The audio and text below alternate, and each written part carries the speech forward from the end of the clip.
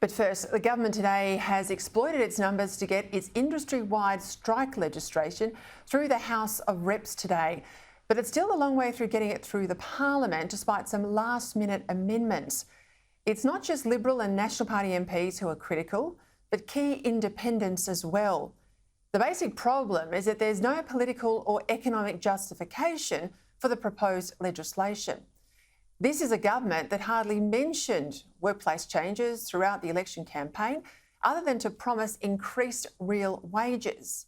If anything, it denied that it had any legislative ambitions other than to abolish the building industry watchdog. But clearly it did, which is hardly surprising when you think about it, because in the end, it's the unions that run the Labor Party and bankroll them too, to the tune of millions. Does it surprise you to know just how few workers are in a union today? In the private workforce, only 9% of us belong to a union. Add in all the public servants, the nurses, the firefighters, the teachers, and even then the total across Australia is only 14%. So any wonder with only 14% of workers in a union, meaning 86% of us are not in a union, Labor is always under pressure to keep changing the law to make unions more relevant, to try and deal them back into the game. Hence this attempt to allow industry-wide bargaining, which won't be between workers and managers at a particular business, but inevitably between unions and employer bodies across the whole industry. Meaning you won't get to negotiate with your boss your pay, you'll be forced to cop what other workers in other businesses are getting. It's a one-size-fits-all. And this legislation also means industry-wide strikes when negotiations break down, as they inevitably will, because what suits one workplace almost certainly won't suit all of them. Maybe, just maybe, this might mean higher wages in workers in highly unionised sectors, perhaps like construction, where they already earn six-figure incomes. But mostly it means less flexibility, lower productivity, more disruption that in the long run just makes all of us poorer.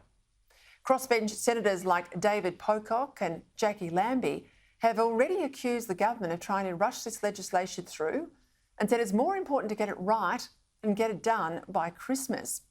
Yesterday and today, it sparked the first really long debate of this parliament. Labor government speakers again and again accused the former government of deliberately suppressing wages, which is simply false. No serious policymaker wants to cut wages. No credible democratic politician wants wages down. All the coalition ever wanted was to have wage rises that are affordable and for employment to increase. And with unemployment well under 4%, and with the share of wages everywhere except in the finance industry, the same as it has been for the past 4 decades, who can say the coalition didn't mostly get this right? The big losers from Labor's IR changes, if they pass, will be small business. And the new independent member for Werriwa, Dai Lee, didn't miss on this yesterday.